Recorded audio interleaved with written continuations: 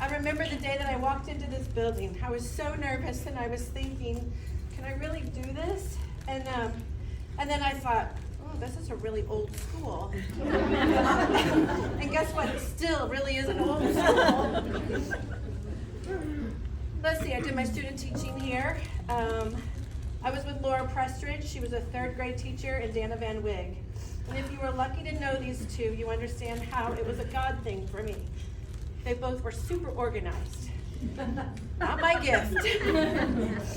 And they were planners, so they both gave me a strong foundation for teaching.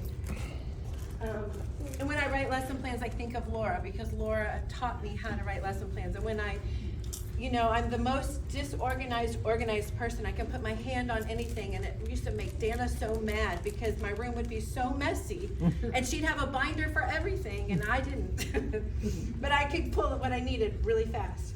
So then I was just going to talk about my first year. On the first day of my first year in 4th grade, I got a migraine. And I remember when the kids went to recess or went to specials, I laid down on the floor, and I was dying because I thought, what am I doing? I was feared it was a sign that I wasn't meant to do this, but then I realized it was just my excitement and energy exploding in my head from my heart. I was lucky that I got to teach with my best friend from college. Her name was Corey Hoster, and then she got hired in 5th grade. Where are you, Joe? They're going to look at their old classroom. Oh, good. And then my first team leader was Leslie Bettis. And I have to tell you, she was an incredible teacher and friend. We got through some struggles together. She's why I took so many photos over the years, because she had a wall in her room with all these photos. And anytime somebody came to visit, she would say, go look for your picture on the wall. And so that's what I tried to do, is when I put up all my class photos. And what's really been cool over the years is how somebody will go, oh, that's my uncle, or oh, that's my dad. No, I'm just kidding.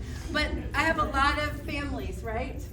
That's one of the first things I ask in 6th grade is, okay, raise your hand if you had anybody in your family that had me as a teacher, and then they all pop up their hands. It's so cute. Anyway, I digress. So here's my 4th grade for 10 years. I'm just going to do a quick little snapshot. I had my first year teaching, I had a 4th grader that passed away. Met her in 3rd grade, and she passed away, and Mary and I just talked about her. Constance Johnson, she is a statue that's outside in the garden. Nothing like getting your feet wet that first year. Indian Home Projects, that's in the book over there if you look at that. Harry Potter was big when I first started teaching. I can remember reading to my 4th graders and how excited they were about Harry Potter, and me too. Even though I couldn't say the names, I kept saying, Reed, how do you say this name? And he helped me out. So speaking of Reed, getting to have my son come to school with me for 3 years was amazing. I don't know.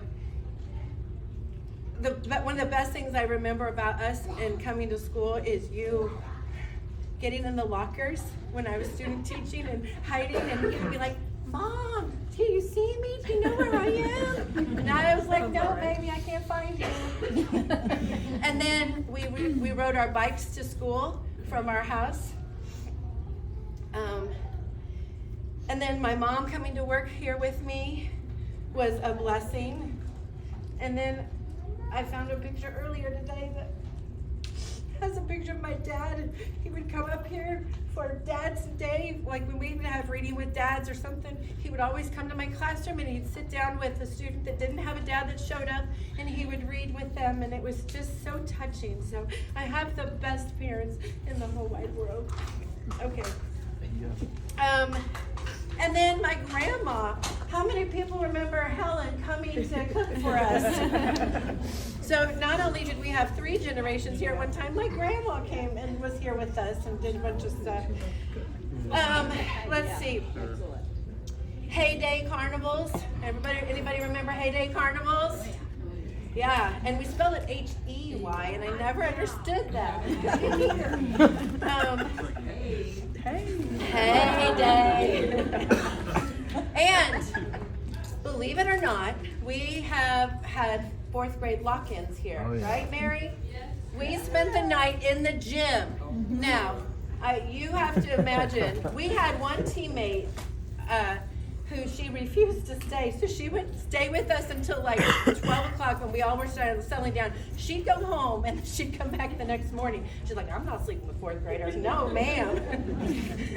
But we did that 2 years, and that was amazing.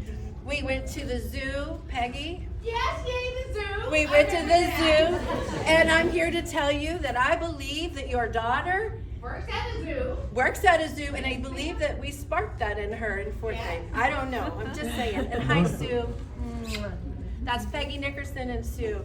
I'll tell you one thing that's amazing about that family is the year that I had her daughter, she came and worked in my room every Wednesday. She was just a volunteer, came, graded, did projects with me. We built a great big VW bug. I mean, it's just crazy.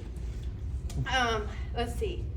And Angela Holland Phillips, as I met her, was just a 12-year-old little girl when I first met her. And then when she walked in the door to teach here, I was blown away because I was getting to work with somebody that we got to it was just really cool. And then IMAX. Reed, shout out to Apple.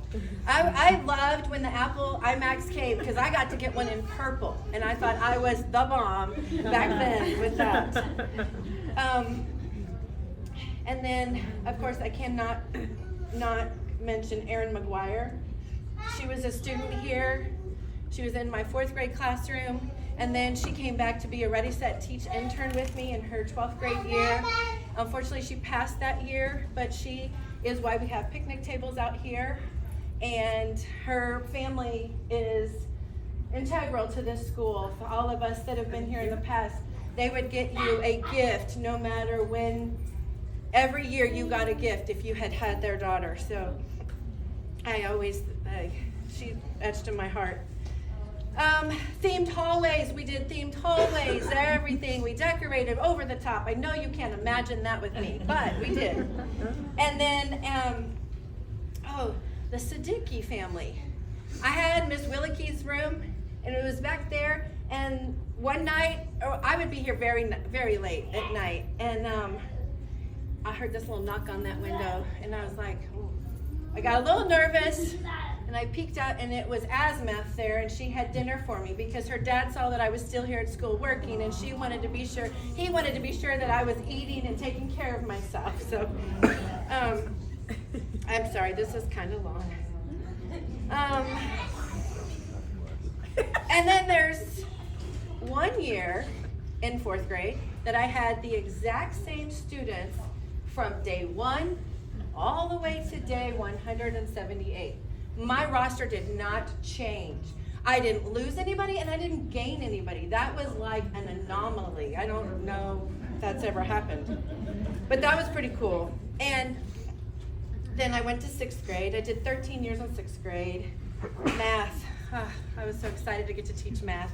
And then I also had the dream team of Tamara Buss and Glenitris Austin. And it's amazing how efficient God is. He knitted our hearts together and prepared us for a crazy ride. So sorry. Glenn kept us laughing and giving and helping to remind us to give God the glory no matter what and where we were. Her fierceness and her strength gave us courage. And it was an honor, truly a privilege to be a part of her world. Or her to be, I don't know, whatever. And then Tamara was my confidant. As we were sweet mates, we shared so many silly and heart moments. And someday, if we're really feeling good, you can talk to us. We've got some funny stories. I'll wait till I retire to tell you. Yeah. Some inappropriate That's why I'm stories not saying too. it. That's why I'm not saying it right now. And then she moved on, and God provided Sarah Martell Sims. Where? Here, honey. And I have to say that she touched my soul. She's been my ride or die. And she embraced all my crazy ideas, and she joined in all the chaos. So that was amazing. especially with our dress up days. We were the team dress up. Holes, Hunger Games, any decade that we could dress up, we were dressing up. And then one of the things I loved best was we did team building with our 6th graders. And I don't know, where are you, Cindy? Team building and going outside, out front, and being crazy and wild. It was so fun. And then the cluster. There's no experience like cluster. Seeing the 6th graders go from 5th graders all the way to 7th graders and just the whole roller coaster of the ride, right? 6th grade. They come in, they are full of emotions, they've got fear, there's puberty, they're cocky, and there is drama. I knew that's why I took a lot of drama classes when I was growing up, because I was going to have to face a lot of drama. And yet, as they walked out on clap out, they were crying and clinging to us and begging us not to have to go to 7th grade. So, but the beauty is we've gotten to see them as they've matured and grown up, and it's so beautiful. I have so many things to say, so many more stories. So if you want to sit down, I can tell you so many stories about this place. It's crazy, and of course the ghost. But shout out the ghost. Yes. So thank you to each and every one of you. Thank you for coming. Thank you for supporting all my crazy. And I love you all. I didn't even get to my team now because my team is so incredible now. But you know, we are the, what do we call ourselves? Special Ops. Special Ops. And my old team over there in 6th grade, I will be walking with you guys tomorrow and celebrating with you, because if you've never done 6th grade, I challenge you. Step up, try it.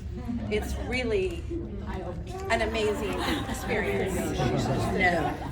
And I'm blessed that my niece is walking in my steps. Anyway, I'm gonna stop.